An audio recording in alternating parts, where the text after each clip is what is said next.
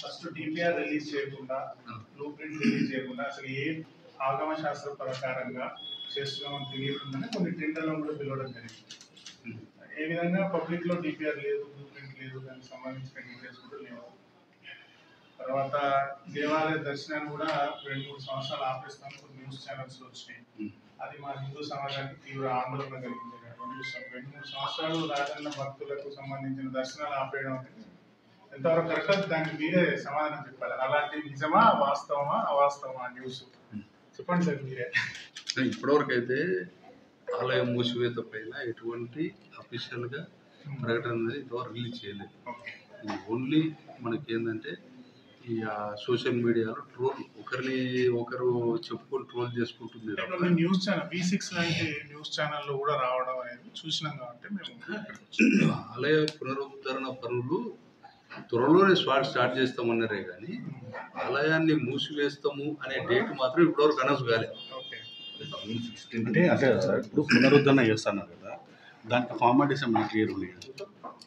అంటే ఎలాంటి ఫార్మాలిటీస్ చేశారు? బ్లూ ప్రింట్, డిపిఆర్ లాంటివి ఉంటాయి కదా. ఏదైనా కూడా ఇప్పుడు ఈ వర్క్స్ అన్ని కూడా ఎండోమెంట్స్ చేయట్లేదు.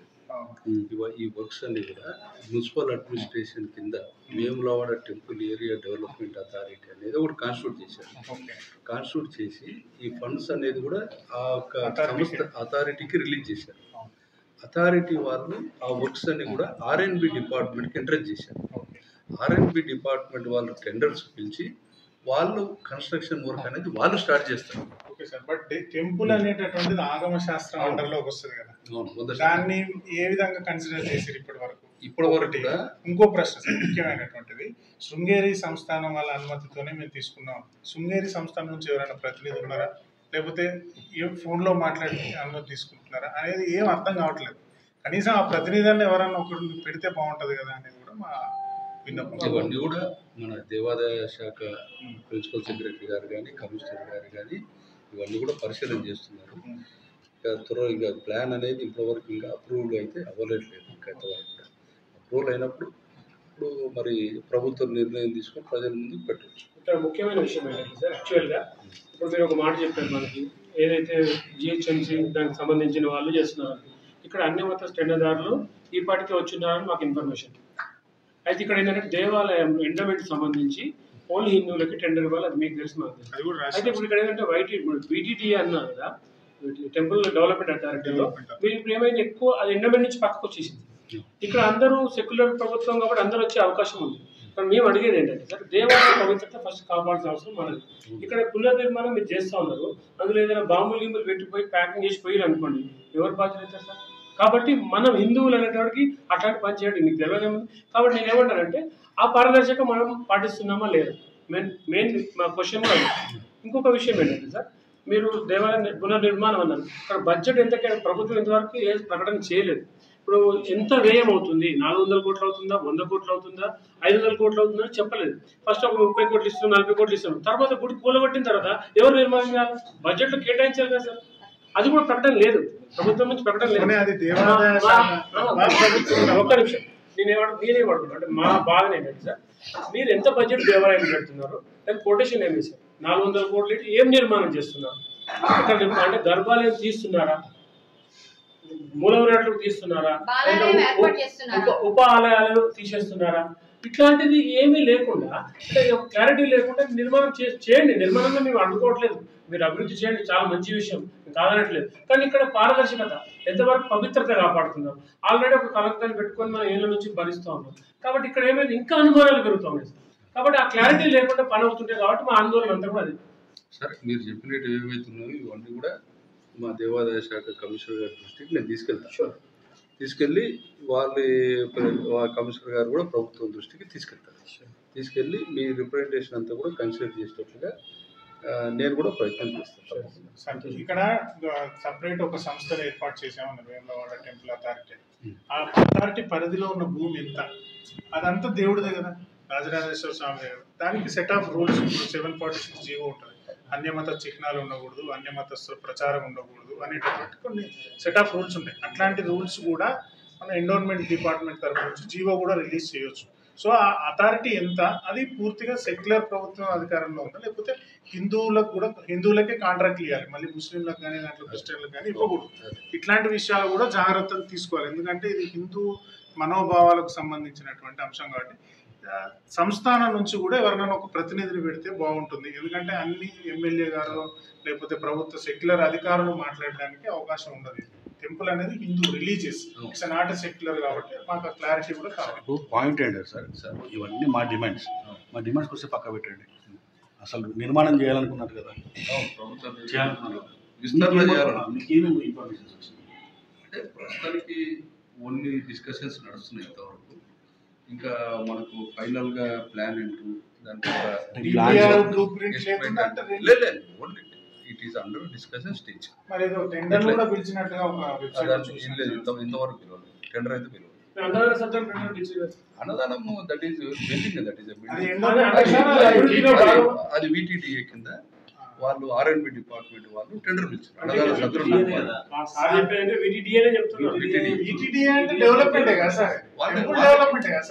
వాళ్ళ ద్వారానే పనులు జరుగుతాయి.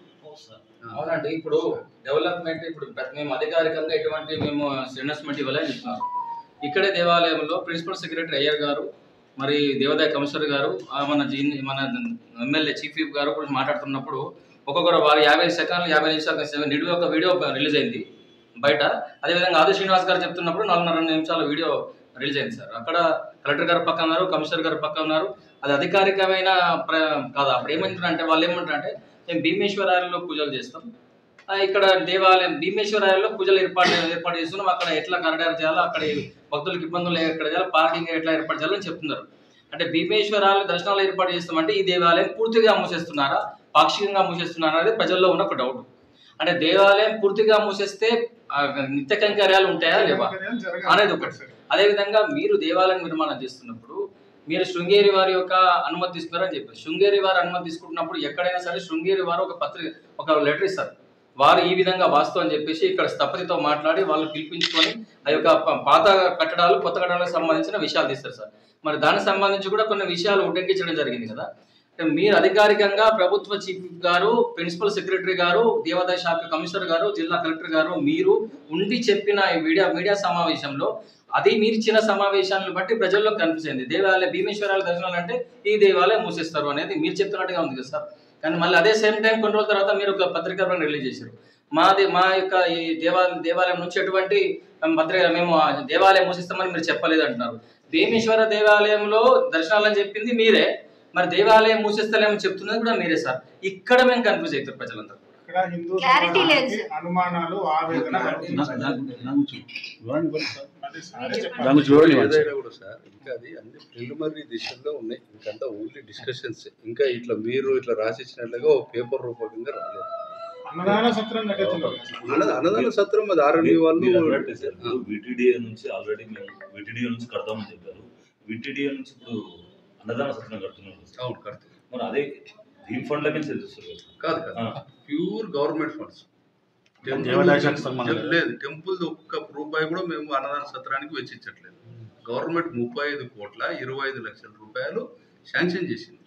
ఎదికి విటిడిఏ మున్సిపల్ అడ్మినిస్ట్రేటివ్ ఫండ్ కింద. దాని నుంచే అన్నదాన సత్రం నిర్మాణం జరుగుతుంది. తర్వాత ఈ టెంపుల్ ఎక్స్పాన్షన్ కూడా 76 కోట్ల రూపాయలు గవర్నమెంట్ మున్సిపల్ అడ్మినిస్ట్రేటివ్ ఫండ్ నుంచి విటిడిఏకి బదలాయించింది. దాని నుంచే టెంపుల్ ఎక్స్పాన్షన్ వరకు కూడా కొనసాగుతుంది. అంతేగాని టెంపుల్ నుంచి మాత్రం ఒక్క పైసా కూడా ఎక్స్పాన్షన్ కానీ అన్నదానం కానీ ఉపయోగించట్లేదు. మీరు చెప్పింది చాలా బాగుంది సార్. నేను ఏమంటానంటే బీటీడీఏకి ఫండ్ పోతుంది, గవర్నమెంట్ ఫండ్ పోతుంది. మేము దాని విషయంలో హర్షిస్తున్నాం, చాలా సంతోషం. ఈ దేవాలయం డబ్బులు తీయట్లేదు. ఇక్కడ జరిగేది ఏంటంటే సార్ అంచనా ఏమైనా వేస్తారు ఇంతవరకు ఈ గుడి నిర్మాణానికి ఇంత అంచనా అవుతుంది సార్? ఇప్పుడు అవన్నీ కూడా ఆర్కిటెక్ట్ ఉన్నాడు సార్. మీరు గుడి కూలగొట్టిన తర్వాత సార్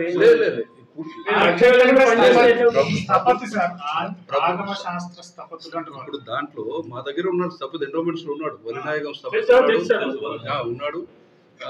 ఆయన అడ్వైజర్ రిటైర్ అయిపోయిన అడ్వైజర్ కొనసాగిస్తున్నారు. ఆయన సలహా మేరకు సంప్రదింపుల మేరకు తర్వాత అర్చకులతో కూడా ఇంకా డిస్కషన్స్ నడుస్తున్నాయి. ఇంకా వాళ్ళ డిస్కషన్స్ అనేది ఒక ఫైనల్ స్టేజ్కి రాలేదు. తర్వాత ఇంతలోపటినే 2 సార్లు ఎమ్మెల్యే గారు, మా ప్రిన్సిపల్ సెక్రటరీ, కమిషనర్ గారు అంతా కూడా స్వామీజీ గారిని కూడా 2 సార్లు సంప్రదించారు. ఇంకా మళ్ళీ ఏదైనా డౌట్స్ వస్తే మళ్ళీ స్వామీజీ గారిని ఫైనల్గా సంప్రదించి అర్చకులు సపతి పై అథారిటీస్ అంతా స్వామీజీ గారు సంప్రదించే ఫైనల్ డిసిజన్ అప్పుడు పేపర్ మీదకి వస్తుంది. సార్ ఇంకో విషయం సార్, ఇప్పుడు అన్య మతస్థులు అయితే కట్టడం ఉందో ఆ కట్టడం గురించి ఏమన్నా ఈ చేసినప్పుడు ఏం చేయగలుగుతుర్రా? అయితే హిందువులు అందరూ ఒక ముక్త కంఠంతో ఏంటంటే సార్, అక్కడ ఏదైతే కట్టడం ఉందో ఆ కట్టడం వేరే కాడ పెట్టండి అనేసి అందరి ఆలోచన ఉంది సార్. వేముల రాజన్న భక్తులు తెలంగాణ దేశవ్యాప్తంగా ఉన్న భక్తులందరూ అభిప్రాయం అది. ఇప్పుడు దానికి ఇలాంటి పర్మిషన్ ఉంది సార్. హిందూ సమాజం హిందువుల ఆలయంలో అన్ని మత కట్టడాలు ఉండకూడదు కదా సార్. ఎక్కడైనా సరే ఇది మన వాళ్ళ దర్గాల్లో మన హిందూ దేవాలయాలు ఎక్కడ పెట్టరు కదా, మనం ఎలా సరే యాక్సెప్ట్ చేస్తాం? అది మనం అడిగితేనేమో మమ్మల్ని అందరూ అరెస్ట్ చేస్తారు, లేకపోతే జైలు వేస్తారు, ఇది మీరు మత కళ్ళలో రేపుతున్నారు అంటారు. కానీ మీరే పెడతారు. ఇప్పుడు మేము అడిగితేనేమో మీరు ఎలా మాట్లాడతారు. కానీ మాకు ఈ దర్గా వద్దు సార్, ఈ దర్గా వద్దు. దయచేసి హిందువుల మనోభావాలు అర్థం చేసుకొని హిందూ సంఘాలు అందరూ కూడా ఈ రోజు డిమాండ్ చేస్తాం. అవసరమైతే మేము ఎంత ముందు చేస్తాం సార్, కావాల్సిందే సార్ మాకు. సార్ ఇంకా ప్లాన్స్ ఎస్టిమేట్స్ ప్లాన్స్ మీరేమో ఇక్కడ ఏం లేదంటున్నారు, బయటనేమో ఎన్నో ప్రచారాలు మీరు ఏది కూడా సోషల్ మీడియాలో వచ్చింది మీరు నమ్మకండి. సోషల్ మీడియాలో మీరు మాట్లాడిన మాటలు తప్ప ఇందులో ఒక్కటి కూడా సోషల్ మీడియా. తర్వాత ఇంకోటి ఏంటంటే మీరు ఏ క్లారిఫికేషన్ ఏది కావాలన్నా డైరెక్ట్గా ఈఓని అడగండి. ఈఓ లేకపోతే డైరెక్ట్గా ఎండోమెంట్ కమిషనర్ గారిని అడగండి మీరు, అంతే తప్ప ఇంకా మిగతా ఈ యొక్క యూట్యూబ్ ఛానల్లో దాంట్లో మాత్రం మీరు పట్టించుకోకండి దయచేసి. ఎందుకంటే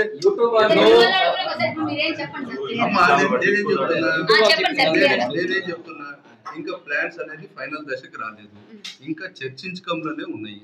అర్చకులు, స్థపతి, తర్వాత స్వామీజీ వారు వీళ్ళంతా కూడా చర్చిస్తున్నారు. దాని మీద ప్రభుత్వ పెద్దలందరూ కూడా చర్చిస్తున్నారు. ఇంకా అది ఒక పేపర్ మీద ఫైనల్ గా డ్రాఫ్ట్ ప్లాన్ అయ్యి అప్రూవ్ అయ్యి ఇప్పటివరకు బయటికి సంతకం అవ్వలేదని చెప్తున్నాను. యూట్యూబ్ ఛానల్ అంతే. యూట్యూబ్ ఛానల్ వచ్చినాయి, సోషల్ మీడియాలో వచ్చినా పట్టించుకోదంట. అవే యూట్యూబ్ ఛానల్లో సోషల్ మీడియాలో వచ్చిన దాని మీద మీరు ఎట్లా కేసు పెట్టారు? మీరే పెట్టారు కదా అఫీషియల్ గా. అంటే అది నిజమా కాదా మీరు చెప్పింది కరెక్ట్. నేను మీ దానికి నేను ఎక్విప్మెంట్ 100%. నువ్వు సోషల్ మీడియా పట్టించుకోవద్దని మీరే చెప్తున్నారు. మీరు చెప్పిన మాటలకి మేము చెప్పిన మాటలు కూడా మా మీద కేసులు పెడుతున్నారు కదా మీరు. సార్ ఇంకొకటి, మండే పూట మీరు స్పెషల్ గా ఏమైనా నోటీస్ డ్రైవ్ చేస్తారా సార్? ఇక్కడ టెంపుల్ సరౌండింగ్స్ లో ఏమవుతుంది? అన్య మతస్థులు క్రిస్టియన్ మతానికి చెందిన లేడీస్ బాజాప్తా ఇక్కడికి వచ్చి బొట్లు పెట్టుకుంటా పైసలు వసూలు చేస్తారు. వాళ్ళు ఈ మన దేవుని విశ్వాసాలను నమ్మరు. వాళ్ళని ఎంకరేజ్ ఎట్లా చేస్తారు సార్? ప్లస్ ఇంకొకటి, ముస్లిమ్స్ ఎవరైతే దర్గాకి ఆ దర్గాకి పోయి మొక్కరు, ఆ బొందకు పోయి మొక్కరు, కానీ ఇక్కడ ఆడు చేతుల విభూతి పెట్టుకొని పెడతాడు పైసలు. మన టెంపుల్ అథారిటీ వాళ్ళు, డిపార్ట్మెంట్ వాళ్ళు ఏం చెప్పరా సార్? సార్ ఇప్పుడు ఇది కాదు సార్, ఇది స్థలం కాదు కదా సార్. ఆయన హిందూ మతస్థుడా ఎలా పుట్టింది?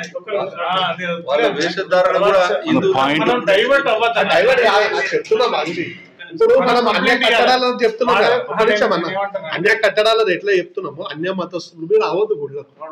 రాగానే మనం కంప్లైంట్ ఇస్తే యాక్షన్ తీసుకోవాలి. తీసుకోకపోతే వీళ్ళ మీద కంప్లైంట్ ఇవ్వాల్సి వస్తుంది. అది సెకండరీ, మనం పట్టుకుని తీసుకొచ్చారు. ఇప్పుడు హిందూ సమాజంలో వచ్చిరు, ఇప్పుడు అందరూ హిందూ ధర్మాభిమానులు వచ్చినాం. కానీ అంతకుముందు ఏదైతే వేద పండితులు, ఆగమశాస్త్రం తెలిసిన వాళ్ళు ఉన్నారు, వాళ్ళందరి దృష్టిలో ఈ మసీద్ ఏదైతే అలా కట్టారు కదా, దాన్ని తీసేయాలని అవగాహన ఉంది, చేసుకుంటున్నారు సార్. దానిపైన ఏమన్నా చర్చ జరగడం కాదు. ఎందుకంటే సామాన్య భక్తులకు అనిపిస్తుంది ఇక్కడ మసీద్ ఉండకూడదు అని.